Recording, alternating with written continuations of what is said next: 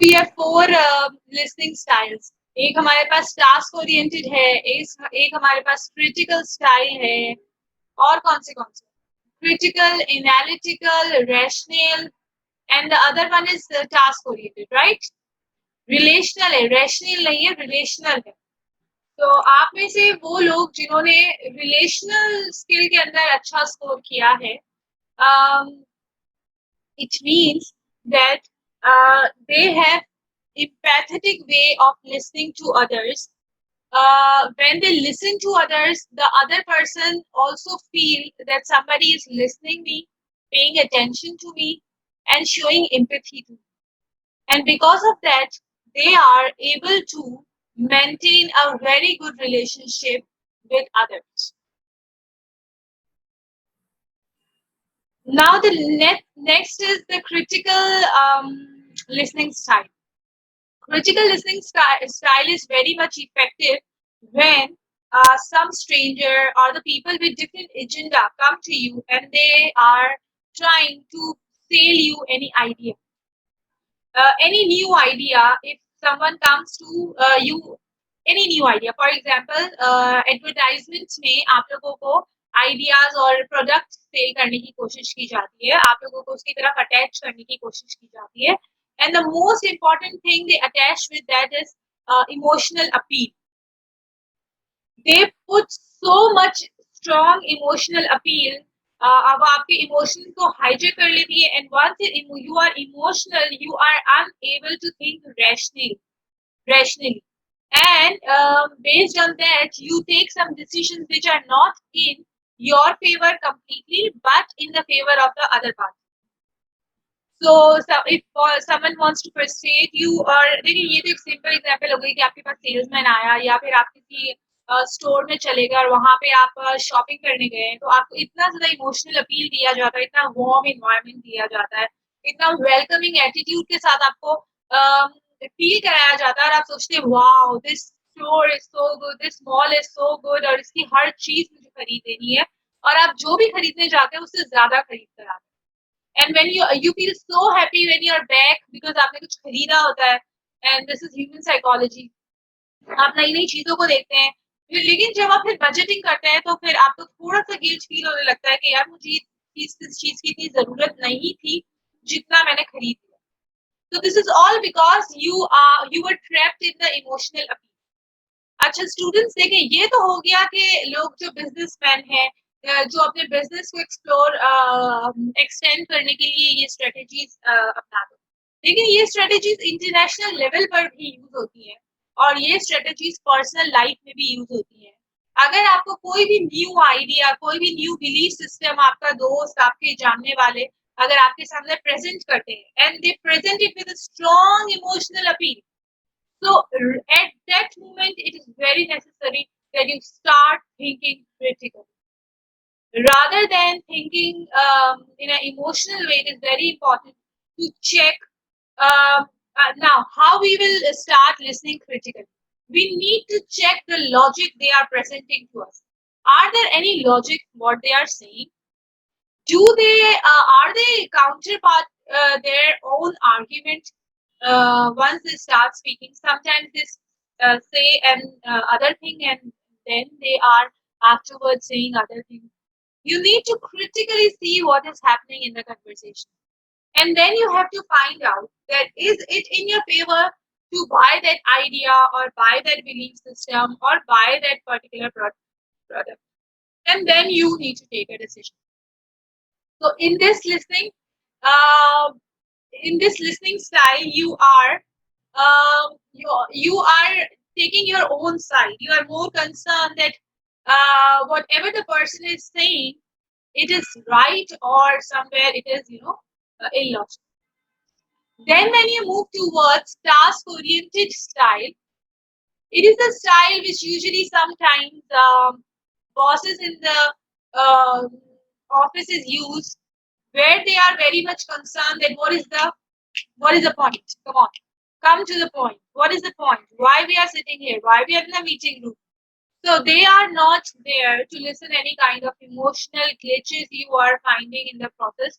but they are there to कि task आपका complete है कि नहीं. Sometimes आपको teachers भी task oriented लगते होंगे कि जब आप उनके केबिन में जाते हैं और आप उनसे बात करना स्टार्ट करते हैं, जैसे बेटा बात क्या है, पॉइंट पे आओ, ठीक है. तो टास्क ओरिएंटेड लिसनिंग स्टाइल भी होता है जिसमें आप you are very much concern कि आपके हाथ में जो काम है वो कंप्लीट हो जाए, सही है. And then we have analytical listening style when you are listening everything and you are trying to analyze, to understand what the person is saying. This kind of listening style we use in our counseling practices where we need to understand the human personality and their experiences and to figure out why that person is thinking in a particular way. Or if you want to understand your any family member about which you think he or she is disturbed. So yes, you can use this analytical listening style. तो आपको जो items है वही आपको बताएंगे कि जिसपे आपने बहुत ज्यादा स्कोर किया है, that is a good part, your strength, you can celebrate that. लेकिन जहां आपने कम स्कोर किया है, you can focus on them and you can improve that skills in you. Okay, so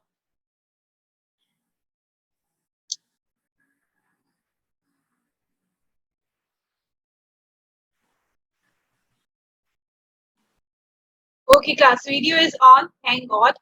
Now let's move towards हमारे जो agendas है आज class के, difference between learning and hearing. I think ये बहुत ही बेसिक चीज है जो हम बहुत इजीली जो है इसको अंडरस्टैंड कर चुके हैं अब.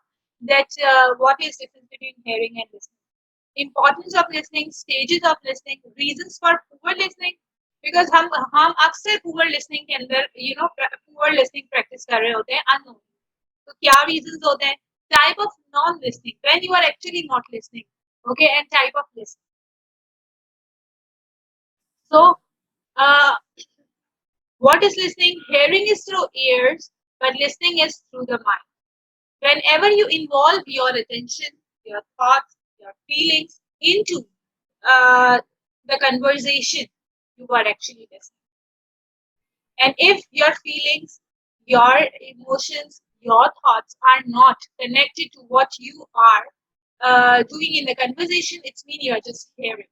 You are hearing, but you are understanding nothing, you are getting nothing, you are analyzing nothing. But what listening wants is, listening goes beyond hearing sound waves to include psychological involvement, your mind, your thoughts, your feelings, with the speaker and the message. The सामने वाला speaker is also very important, जो बात कर रहा है, and the message he wants to give, that is also very important.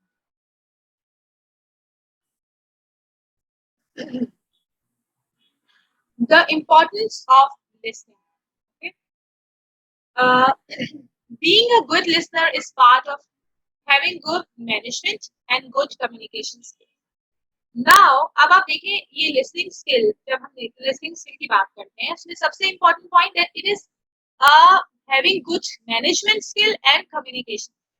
And you know कि आपको management skill की जरूरत से या आप you just do not use your management skills at your workplace, or you do not use your management skills only in university. You need management skill to manage your overall life. हमने first class से बात की that life is not about focusing or giving the whole attention to any one area of your life. It is about managing all areas of life in a balance. Like you also give importance to your physical well-being as well as your psychological well-being and as well as your spiritual well-being. So when you talk about that you have to manage your life areas, so it means you need a good communication skills.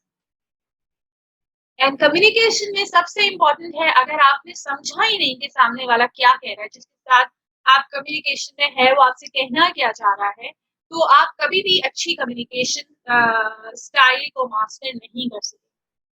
People spend about 70% of each day in communication. more time in listening than in any other part of form of communication.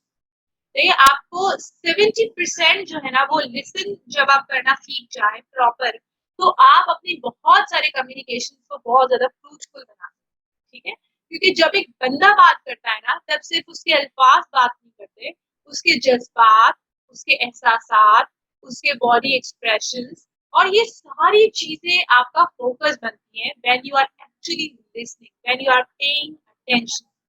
Okay,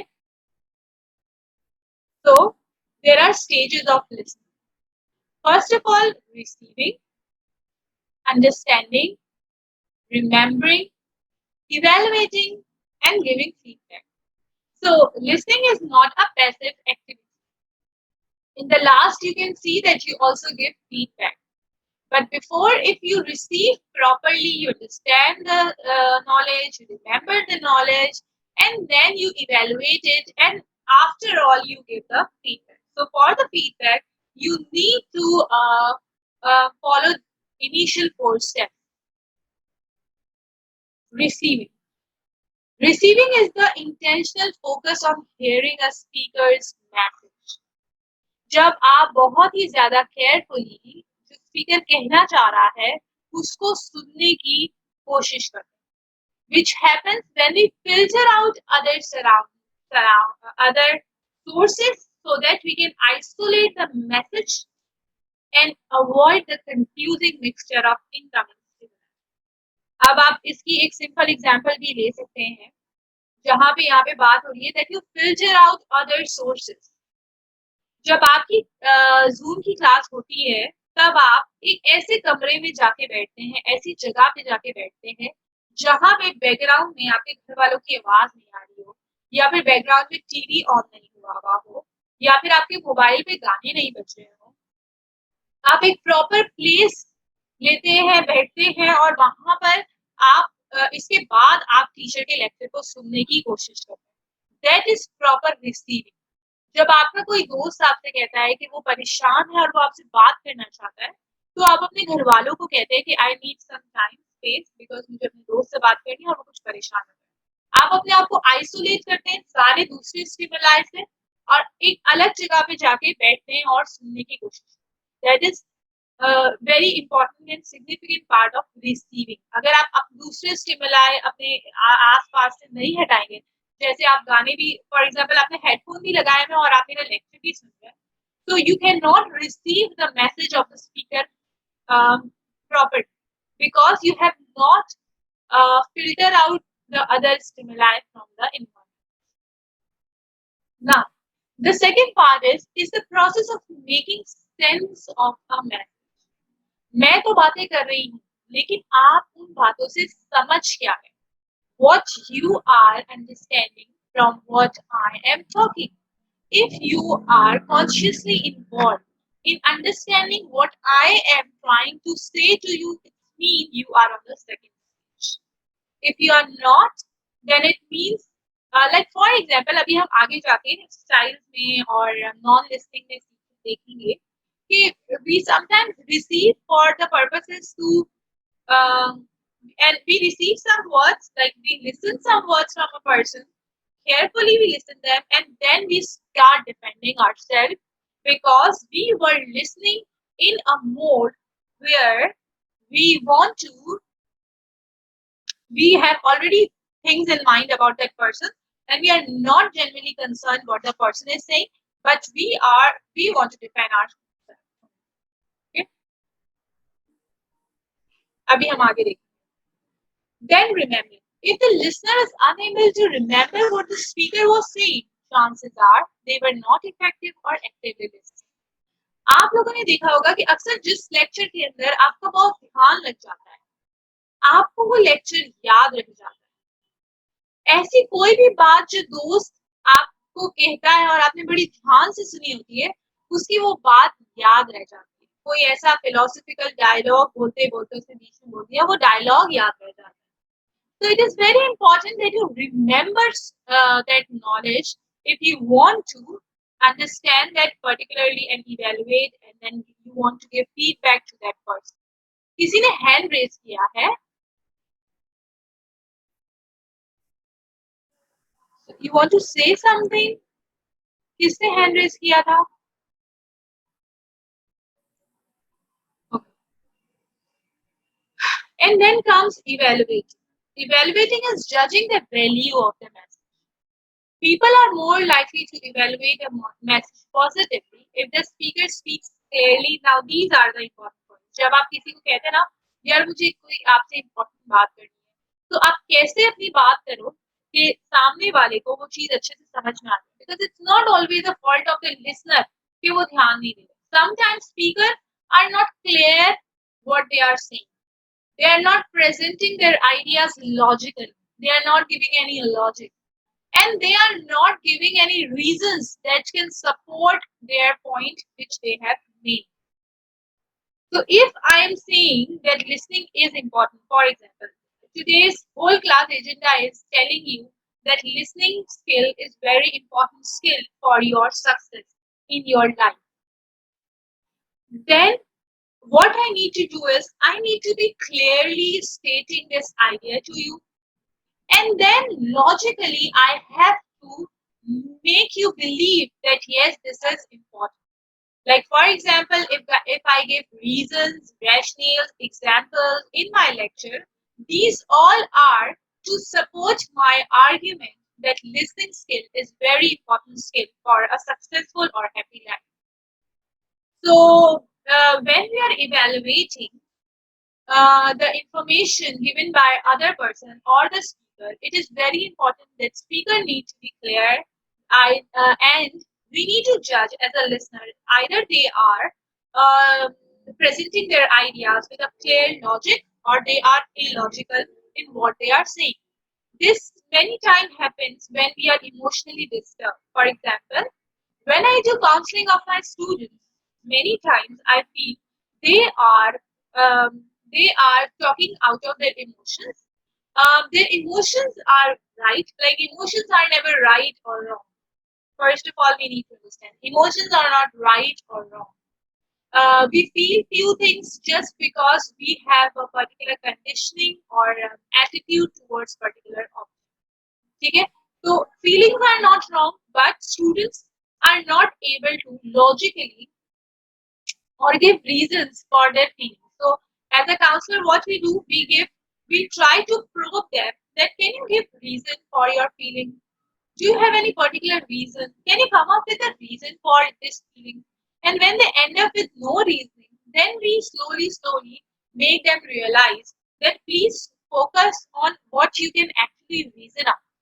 And if you could not see the other picture of the situation as well, और फिर उस other picture को explore किया जाता है, then person get to know कि वो अपने judgments में या अपनी evaluation में थोड़ा सा properly manage नहीं कर पाया और फिर वो चीजों को सही से समझने की कोशिश करता है. Now responding or giving feedback. It consists of giving observable feedback to the speaker. You can respond with the back channeling cue as yes, okay, right, really, wow. When it is very important for a person, the speaker, that we always give them feedback. They always into that am I getting feedback or not. For example, आप लोग जब students जैसे मैं आप लोगों को ये lecture दे रही हूँ और आप लोग रिस्पॉन्ड कर रहे हैं, फॉर एग्जाम्पल फेसेस के थ्रू नॉट कर रहे होते हैं क्लास के अंदर, तो आई कैन फील कि ओके आप लोगों को जो है ना वो चीजें समझ में आ रही है. बट हमारी ये जो ऑनलाइन क्लासेस है इसके अंदर रिस्पॉन्स तो आप लोगों का नजर नहीं आ रहा. So the most important thing is by giving feedback. जब मैं आपसे किसी क्वेश्चन पूछती हूँ और आप उसका आंसर करते हैं, तो आई गेट एन आइडिया कि आप लोगों को कितनी चीजें समझ में आ रही हैं और कितनी चीजें समझ में नहीं आ रही. ठीक है. और व्हेन आई से right a reflection of this lecture, so if you are writing a lecture on this writing a reflection on this lecture, that means you are giving your feedback, and that is your feedback that what you have heard.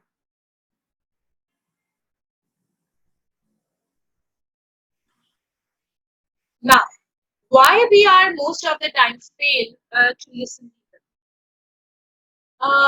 Lack of effort. Sometimes we do not put lots of effort to understand other because we feel this is something ugly, this is something unimportant. The person, sometimes we feel the person is not important. Sometimes we feel that this relationship is not important.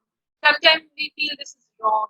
So we do not put lots of effort, or we are busy in our own.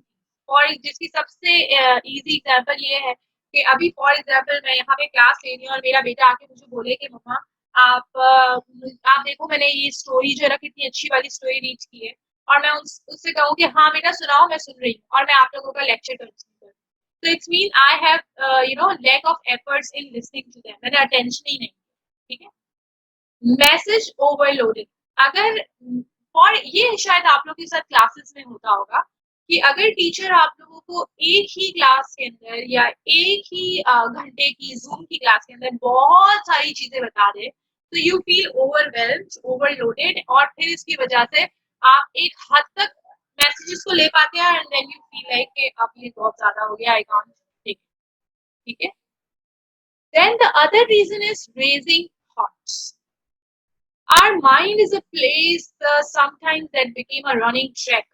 We feel like हमारा दिमाग running track बन गया है जिसमें thoughts तेजी से भाग रहे भाग रहे भाग रहे भाग रहे कोई भी एक चीज स्पेशली जब आप लोग फील करते हैं you are in love you are in relationship तो फील लाइक किसी एक इंसान के जो थॉट्स है कंटिन्यूसली आपके दिमाग में चलते रहते चलते रहते चलते रहते although they are positive but still they are distracted why because वो थॉट्स आपको इंगेज कर लेते हैं और आप क्लास के अंदर लेक्चर के अंदर अटेंशन नहीं दे पाते और अगर वो what if they are negative for example आपकी किसी दोस्त से लड़ाई हो गई है और वही चीज आपके दिमाग में की लड़ाई दोस्त से बातें हुई सारी तो अगर वो सारी चीजें उसके दिमाग में चलती जा रही है आपके दिमाग में चलती जा रही है तो आप कभी भी फोकस नहीं कर सकेंगे और आपकी फीलिंग ऑलरेडी खराब है आप अच्छा फील नहीं कर रहे और फिर आपका क्योंकि लेक्चर भी मिस हो रहा होगा आपका टेंशन नहीं लग रहा होगा तो वो और भी ज्यादा मिक्स होकर बहुत ज्यादा ओवरलोडेड हो जाएगा आपके लिए इमोशनली भी ओवरलोड हो जाएगा तो आप मैसेज को कैच नहीं कर पाएंगे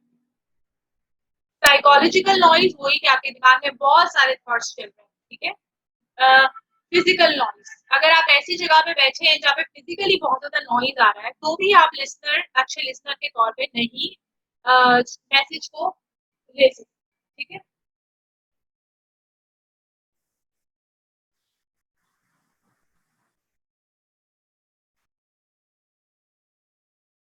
प्लस एक्चुअली टाइम क्या होता है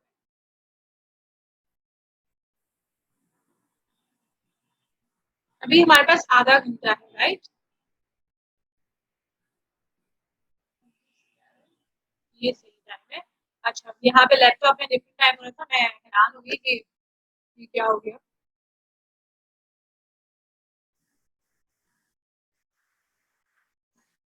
थैंक यू हेयरिंग प्रॉब्लम अगर आपको हेयरिंग प्रॉब्लम है तब तो जब हेयरिंग ही नहीं होगी तो लिसनिंग तो हो नहीं सकती क्योंकि हम जानते हैं कि पहला रिसीविंग है यानी हेयरिंग और फिर इसके बाद अंडरस्टैंडिंग सेकंड स्टेज है जिसपे हम जाएंगे ही नहीं अगर हम सुनेंगे नहीं faulty assumption this is very very important if you have faulty assumption if you assume very fast if you come to the conclusion very fast ठीक है then you could not be a good listener for example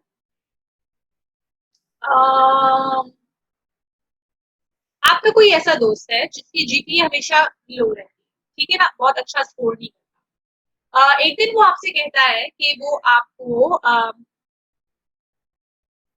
teacher ने जो topic समझाया है आपने class miss की है और उसने आपको कहा है कि वो आपको समझाएगा तो उसके टॉपिक स्टार्ट करने से पहले उसकी एक्सप्लेनेशन से पहले आपने अज्यूम कर लिया ये क्या मुझे समझाएगा हमेशा इसका स्कोर लो होता है इसकी जीपीए खुद की जीपीए से देखी है आपने और ये मुझे समझाने चाहिए ये डम आपने क्या किया अज्यूम किया कि इसको चीजें समझ में आती ही नहीं है क्यों क्योंकि इसकी जीपीए खराब है एक्चुअली ऐसा भी हो सकता है कि उसे बहुत अच्छे से चीजें समझ में आती हो और वो आपको बहुत अच्छे से टीचर का मैसेज कन्वे करने के काबिल हो लेकिन उसकी राइटिंग स्किल्स बहुत कमजोर हो जिसकी वजह से वो पेपर में परफॉर्म नहीं कर पाता और उसकी जीपीए लो रहती है लेकिन आपने सिर्फ एक रिजल्ट देखा कि उसकी जीपीए लो है और आपने अज्यूम कर लिया कि उसको समझ में भी नहीं आती उनकी चीज और वो बहुत सारी चीजें मिस कर देता, जबकि ऐसा नहीं है। उसे समझ में सब कुछ आता है और आप देखेंगे कि अभी उसकी जीपीए भले ही लो आ रही है, क्योंकि अक्सर ऐसा होता है बहुत सारे लोग एकेडमिकली अच्छा स्कोर नहीं कर रहे होते, मगर वो जैसे ही अपनी करियर लाइफ के अंदर जाते हैं, they just have lots of promotions. They are very successful. Why? Because they have the skills which are not actually used in the evaluation process very much. Listening skills आपकी check नहीं की जाती exams के अंदर, ठीक है, लेकिन listening skills आपकी आपके relationships के अंदर, आपके वर्क प्लेस के अंदर बहुत बहुत बहुत, तो आपके जो academic results है, actually they could not predict, they are not very good predictor of your success in your academic, in your professional life or in your relationship life or in your overall life. Okay? तो assumption से बचना है, racing thoughts अगर है, ये कुछ psychological effects हैं, जैसे racing thoughts है तो उसके लिए meditation is a good idea, अपने दिमाग को quiet करने के लिए 10 मिनट के लिए क्लास में आने से पहले, if you think you are you have a racing thought about a very significant issue in your life which is going on right now, so it is a very good idea कि आप जो भी कोई important काम करने जाएं, so relax your mind and do a little 5 minutes, 4 minutes, even 3 minutes meditation, so that after जो deep breathing ले, ऐसे ले तो आपकी बॉडी को भी ये मैसेज मिलेगा कि everything is okay, everything is right, तो आपका माइंड भी रिलैक्स होगा, ठीक है, और जब माइंड थोड़ा सा रिलैक्स होगा तो फिर आप जो नई चीज स्टार्ट करेंगे उसमें आपका थोड़ा सा टेंशन लगने के चांसेस बढ़ जाते हैं, ठीक है। Now 7 types of non faulty listening behaviours क्या होते हैं। पैसिव लिसनिंग, यहाँ क्या है कि आप सिर्फ प्रिटेंड कर रहे हैं ओके मैं सुन रहा हूँ, जैसे आप लोग क्लास के अंदर करते हैं अक्सर, है ना, इसको ऐसी ऐसी शक्लें आप लोग बनाते हैं और हमें लग रहा होता है कि आप बड़े गौर से सुन रहे हैं, और फिर जब हम आपसे क्वेश्चन पूछते हैं तो आप miss can you please repeat your question, तो ये आप लोग एक्टिंग कर रहे होते हैं, मास्टर से सब बहुत अच्छे एक्टर्स हैं। And then selective listening, you are listening only those part which attracts you, gains your attention, and then leave your parts which are not very interesting for you. Okay? Defensive listening. Defensive listening is a person start and you start defending your own self. For example, a person starts that there are so many people who show lots of anger. तो मुझे बोलने की कोशिश करे ना, मैं गुस्सा करता हूँ ना, तो यही कहना चाह रहे हो ना कि मैं बहुत ज्यादा गुस्सा करता हूँ। मैं गुस्सा नहीं करता, तुम्हें क्या पता कि मेरी जिंदगी में क्या चल रहा है। So what you are doing is you are defending yourself when it is not required. Why you are defensive? Why you are lots of why you want this? Okay, ambushing, like listening only when अभी हम इसको पूरा detail में भी देखेंगे to insult others, ठीक है, ये सारे के सारे जो है ना अभी हम डिटेल में देखेंगे, सही है। फेकिंग अटेंशन और पैसिव लिसनिंग अभी हमने इसको डिस्कस कर लिया। एम्बेशिंग पे हम आ गए थे। People who listen very carefully, however, they do so बहुत attentively सुनेंगे to collect information that can be used against the other person. वो आपको बहुत ध्यान से सुन रहे हैं, लेकिन वो information लेने की कोशिश कर रहे हैं आपकी बातों में से, आपके जज्बात को सुन के समझने की, जो आपके against में यूज हो सके। These people are constantly looking to ambush and trap the other person in their own ideas and words, usually to prove or support a strong personal belief of their own, ठीक है। ये अक्सर होता है, हमारे दोस्त हमारे साथ ऐसा करते हैं कभी कभार, ठीक है, वो हमें हमारे वर्ड्स बड़े ध्यान से सुनते हैं, पढ़ते हैं, हमें सुन रहे होते हैं, हमें लगता है कि हमें अटेंशन दे रहे हैं, और फिर वो उन्हीं वर्ड्स को हमारे अगेंस्ट यूज करते हैं। तो तुमने उस बार ये कहा था, अच्छा तुम तो ये कह रही थी, इसका मतलब देखो तुम कंफ्यूज हो, तुम पहले ये कह रही थी अब ये कहते हैं, तो actually my idea is right. और यही जब ऐसे लोग करते हैं तो सामने वाला जो बंदा होता है वो डिफेंसिव हो जाता है, why are you unable to understand, मेरा ये मतलब नहीं था, एंड दिस ऑल, अगर किसी के साथ आपकी ये वाली ऐसी कोई कन्वर्सेशन चलती है जब सामने वाला कुछ कहता है और आप जब जवाब में कुछ कहते हैं और फिर बाद में ये सारी कंफ्यूजन हो जाती है, इसका मतलब this is not a very good communication style going on between you people, in which you are you feel like you need to be defensive और सामने वाला आपको समझ नहीं रहा है, ठीक है? So it is not a good idea. Then stage hogging. It is like people who are only interested to express their ideas. They are not ready to listen to anyone. This is not listening actually. ठीक है? हम देख रहे हैं these are types of non listening. ठीक है? तो इसमें क्या होता है कि बंदा जो है ना वो आया होता है अपने एक स्ट्रॉन्ग ओपिनियन के साथ और वो लोगों को कहता है, जैसे ही कोई उससे अपोजिट बात करने की कोशिश करता है तो वो कहता है कि ना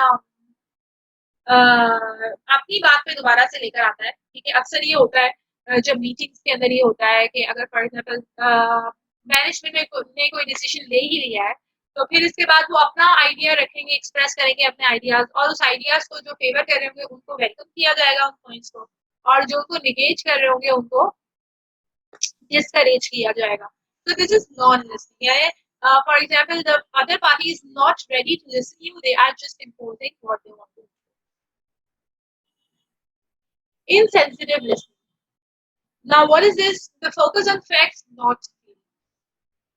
Sometimes ये वाला insensitive listening हम कब कर रहे होते हैं जब हम से कोई कहता है कि हमें आपसे जरूरी बात करनी है और हम अपने मोबाइल को चेक करते, हाँ बोलो बोलो, और हम मोबाइल देख रहे होते हैं, क्योंकि हम अपना मोबाइल देख रहे होते हैं लेकिन हम सुन भी रहे होते हैं उधर, तो हम सुनते हैं लेकिन वो इनसेंसिटिव लिसनिंग होता है, इन सेंस कि हम फीलिंग्स नहीं समझ रहे होते उनके, वो जो वर्बल या non verbal expression of emotion आ रहा होता है वो हम नहीं देख रहे होते, और सिर्फ हम मैसेज को लेते हैं और मैसेज को हम प्रॉपरली इसलिए नहीं ले पाते क्योंकि हम सिर्फ फैक्ट्स को उठाते हैं कि अभी तो तुम ये कह रहे थे, हाँ जाओ ठीक है कर लो.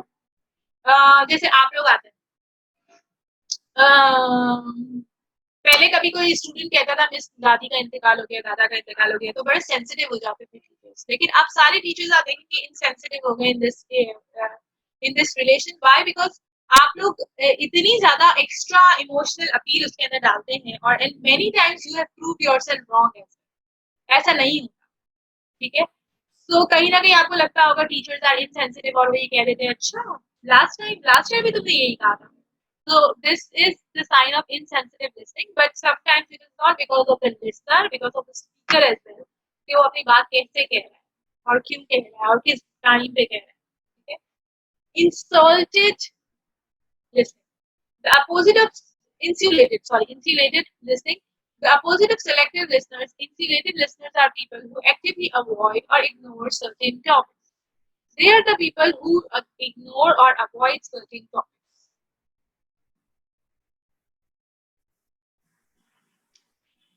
नाउ देन अगर हम ये कह रहे हैं कि भाई ये सारी चीजें लिसनिंग नहीं है तो फिर लिसनिंग क्या है? There are three important styles of listening, जिसको आपको समझना बहुत जरूरी है. वॉल्विन और कॉकले ने ये थ्री आइडेंटिफाई किए तरीके, ठीक है? Informational listening, critical listening, therapeutic और एम्पैथेटिक लिसनिंग, ठीक है? इसकी वीडियो का जो लिंक है वो भी प्लीज आप जाके वीडियो जरूर देखिएगा, because this is very good video जो बहुत अच्छे से ये एक्सप्लेन कर देते हैं सारे types. Now let's move towards informational listening. An approach we take when we want to understand another person. Whenever you listen to learn something, you are engaged in information learning. For example मैं आप लोगों को कहती हूँ कि बेटा मैंने Ted talk रखी हुई है और आप टेड टॉक जाके सुने, आप वो सुनते हैं, पेपर पेंसिल लेके बैठते हैं, आप समझने की कोशिश कर रहे होते हैं कि स्पीकर क्या कह रहा है, और आपका मेन एजेंडा होता है to learn something from that person. तो ये हो गया informational learning. When you are listening to get information, the goal of information learning is to make sure that he is receiving the same thoughts the other person is trying to convey. अच्छा, हमेशा जब भी Ted talk रखी जाती है, either I से कि या उसका रिफ्लेक्शन लिखे या फिर हम डिस्कशन फोरम पे उसे डिस्कस करें.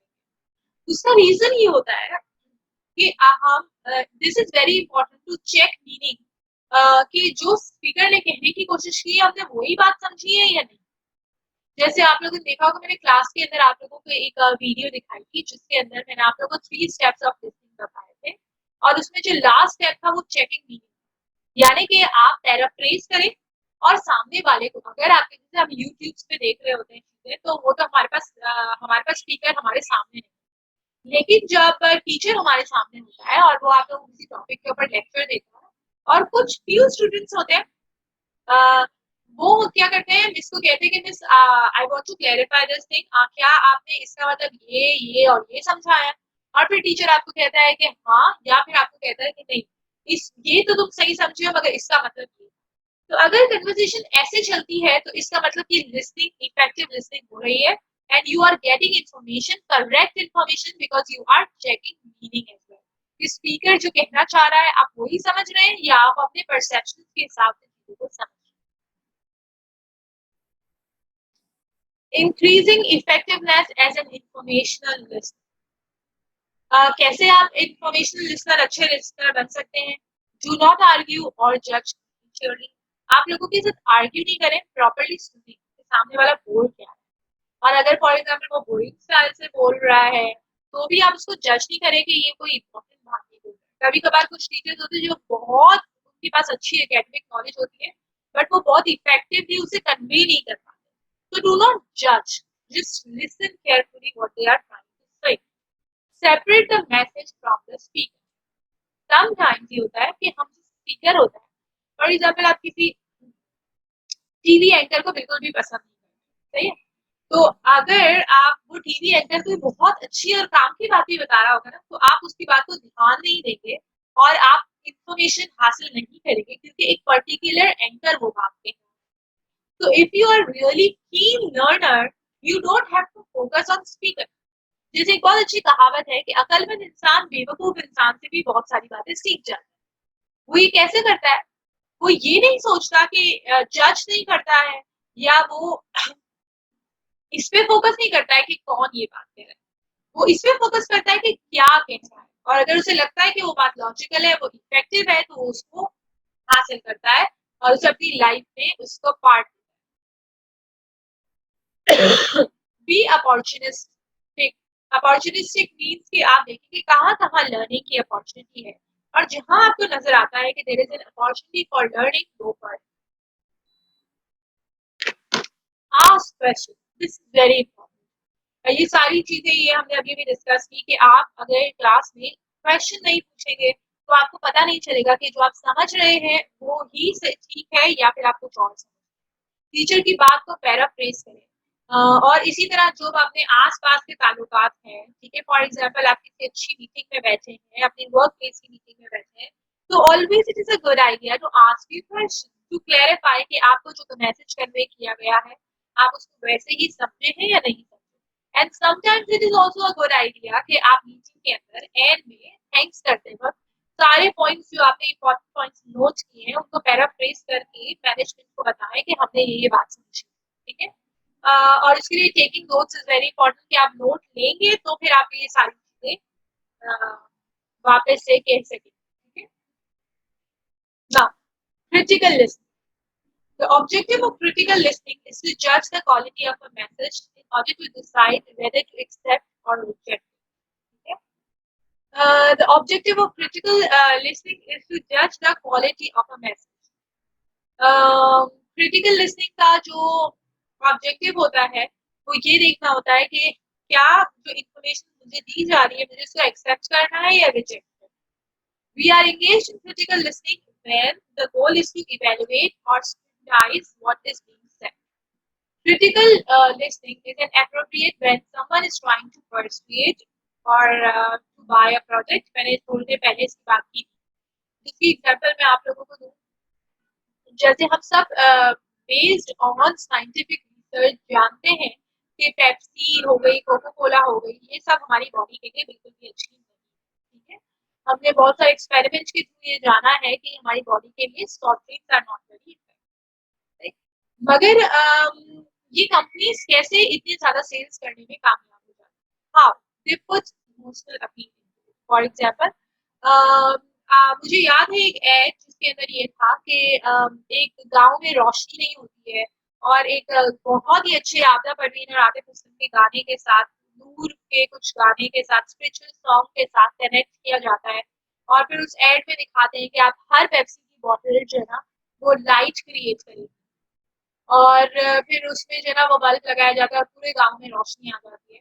तो आपको इमोशनली इतना ज़्यादा अपील किया जाता है कि आपकी जो एसोसिएशन है, ये जानते हुए भी आपका रैशनल माइंड कहेगा कि ये this is not good for me, but आप ज़रूर जाएँगे for that soft drink because आपके इमोशंस कनेक्ट हो गए।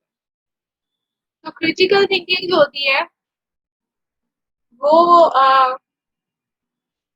बहुत इम्पोर्टेंट होती है, यूज़ करना होता है। कहते हैं ना अपना दिमाग इस्तेमाल करो, तो वो यही कह रहे होते हैं कि थिंक क्रिटिकल, इमोशंस में बह नहीं जाओ। सही है?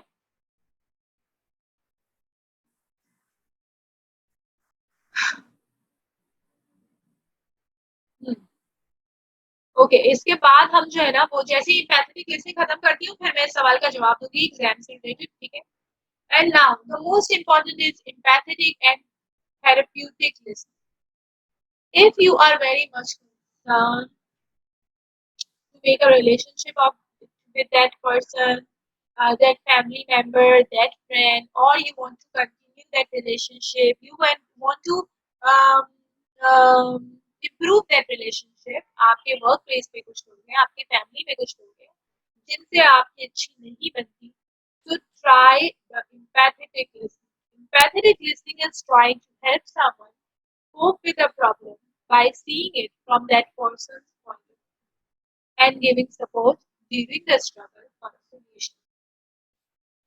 ये लिसनिंग स्टाइल ये होता है कि आप उस बंदे की जगह अपने आप को रख के सोचें कि ये बंदा जो अपने प्रॉब्लम्स बता रहा है, अगर आप उस जगह में होते तो आप कैसा फील करते, और फिर उस बंदे को अब उसका पॉइंट ऑफ व्यू समझते हुए उस प्रॉब्लम से निकल कर, स्ट्रगल से निकल कर सॉल्यूशन की तरफ उसका अटेंशन देना।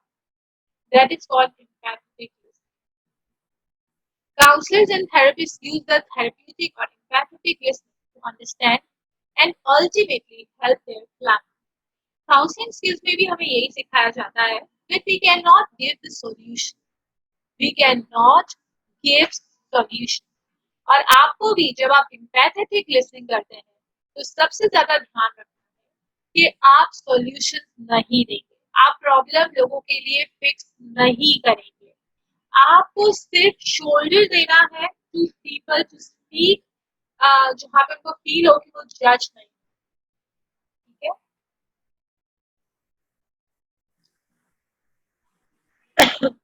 This type of listening does not involve making judgments or offering advice. ये दोनों चीजों से दूर रहना है। ना ही हम उस बंदे को जज करेंगे और ना ही हम उस बंदे को कोई एडवाइस देंगे, but gently encouraging the speaker to explain and elaborate on their feelings and emotions. ठीक है?